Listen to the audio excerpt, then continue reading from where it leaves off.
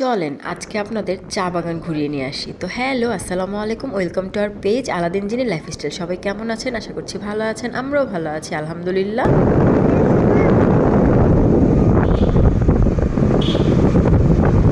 ভালো মানুষ অনেক দিন ধরেই বলতেছে আমাদের ঘুরতে নিয়ে যাবে, প্রায় 1.5 মাস 2 মাস হবে নিয়ে যাবের মধ্যেই ছিল।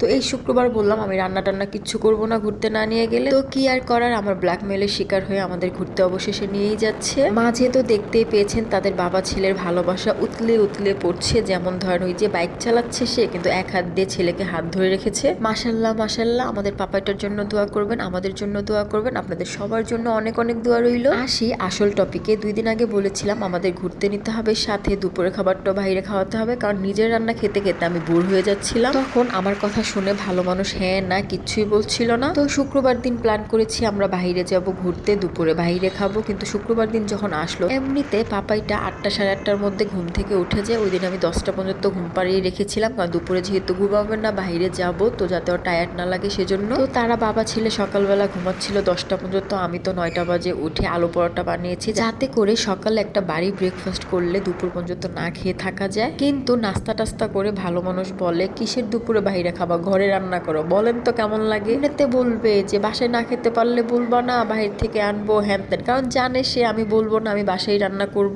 ফর্মালিটির খাতিরে মুখে মুখে বলে আর কি, কিন্তু কাজে করবে একদমই না। যেমন ধরেন এই যে দুপুরে খাবার খাবো বাইরে বলেছি, কিন্তু না, দুপুরে বাসায় রান্না করতে বলতেছে যে খাবার খেয়ে তারপরে আমরা বাহির হব। কি আর করার, আমি তো এমনিতেই নাচুনি বুড়ি, তার উপরে ঢুলের বাড়ি, মানে হচ্ছে আমি তো বাইরে ঘুরতে যাওয়ার জন্য এমনিতেই পাগল। সে রাজি হয়েছে, এটাই আমার কাছে অনেক আলহামদুলিল্লাহ। তো খুশির ঠেলায় বাসায় রান্না বান্নার প্রস্তুতি নিয়ে রান্না করে ফেলেছি, তারপর খেয়ে দিয়ে রেডি হয়ে বাইরে চলে গিয়েছি। আপনাদের সাথে সুন্দর সুন্দর রাস্তা শেয়ার করছিলাম, কারণ রাস্তাগুলো এত সুন্দর ছিল, কারণ আশেপাশে ছিল পাহাড় আর গাছগাছালি, সবুজে সবুজে ভরপুর। এই জায়গায় এসে আমরা আর হ্যাঁ, আপনাদের সাথে বাসার পেঁচাল পারতে পারতে তো বলতে ভুলেই গিয়েছি আমরা কোন জায়গায় যাচ্ছিলাম। এটা ছিল ফটিকছড়ি হালদাবেলি চা বাগান। এই চা বাগানটা অনেক অনেক বড় ছিল, যদিও সিলেটের মতো না। মানে সিলেট চা বাগানের পরে যদি বড় বলতে হয় তাহলে আমি এটাকে বলবো, কারণ আমি সিলেট চা বাগানে গিয়েছি 2বার আম্মু আব্বুর সাথে। তো আমরা গন্তব্যস্থলে পৌঁছে গিয়েছি, এখন নামার পালা, ঘুরে ঘুরে দেখার পালা। এই তো দেখতে পাচ্ছেন বাচ্চাটা বাইকে ঘুমিয়ে গিয়েছিল, তো এখন উঠে সে দিশা হারিয়ে ফেলছে যে কোথায় এসেছে, কারণ সে অনেকদিন ধরেই বলতেছিল রেস্টুরেন্ট যাবে, পিজা খাবে, ফ্রেঞ্চ ফ্রাই খাবে, কিন্তু যখন এসে দেখতেছে এটা চা বাগান ছিল, রেস্টুরেন্ট ছিল না, সে তো অবাক। রেস্টুরেন্ট আমরা যাওয়ার পথে, কিন্তু তার আগে আমরা একটু চা বাগান দেখে নিব, কিছু সুন্দর সুন্দর ছবি নিব আর ভিডিও নিব আপনাদের সাথে শেয়ার করার জন্য। সিলেটের চা বাগানের একটা কথা আপনাদের সাথে শেয়ার করি। প্রথম যখন আমরা সিলেটের চা বাগানে গিয়েছিলাম আব্বু আব্বুর সাথে, তখন গিয়েছিলাম ঘুরতে। সিলেট চা বাগানের আশেপাশেই ছিল আমার দাদুর ভাইয়ের বাসা, তো আমরা সেখানে উঠেছিলাম। সেখান থেকে আমরা সিলেটের অনেক জায়গা ঘুরেছিলাম। 2টা মাজার বলেন, একটা পার্ক ছিল, সাথে একটা বানরের জায়গা ছিল, মানে অনেকগুলা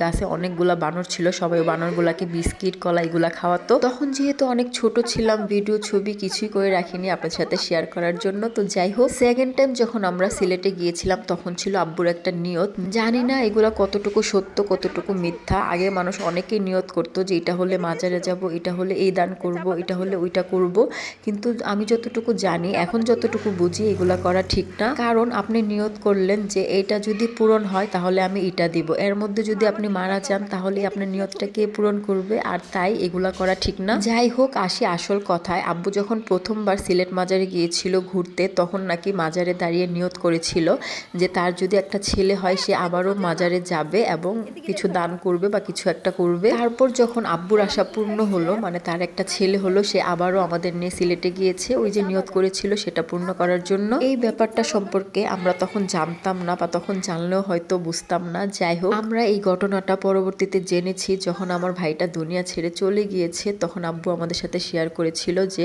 এই পিয়াসকে সিলেট মাজারে যে আল্লাহর কাছে নিয়ত করে চেয়ে এনেছি, এমন একটা কথা আব্বু বলেছিল। আল্লাহর কাছে চেয়েছে, আল্লাহ দিয়েছে, আল্লাহর জিনিস আবার আল্লাহ নিয়ে গেছে, আল্লাহ সবকিছুর মালিক। সবাই আমার ভাইটার জন্য দোয়া করবেন। Back side Back side, back side. Back side কি বাবা? এখন যেহেতু বিকেল টাইম, এই তো দেখতে পাচ্ছেন চা বাগানে পানির কল ছেড়ে দেওয়া হয়েছে, মানে এগুলো পানির কল না পাইপ বলে আমি জানি না। তো এগুলো জায়গায় জায়গায় দেখতেছিলাম যে ছেড়ে দেওয়া হয়েছে, কিছু জায়গায় ছেড়েছে, কিছু জায়গায় ছাড়া হয়নি। দেখতে অনেক সুন্দর লাগছিল। তো এদিকে পাপাটা তার বাবার কাছে যাচ্ছিল। তো প্রথমে তো সে তার পাপাকে খুঁজছিল, পরে খুঁজে পেয়েছে, পরে সে লাফ দিয়ে তার পাপার কাছে চলে যাচ্ছিল। তো তারা মাঝখানে যে একটু ছবি তুলবে আর আমি এদিকে ভিডিও নিব আপনাদের সাথে শেয়ার করার জন্য। এখানে তাদের বাবা ছেলেকে এত সুন্দর লাগছিল, মাশাআল্লাহ, মানে মনে হচ্ছিল চা বাগানের একদম মাঝখানে দুইজন।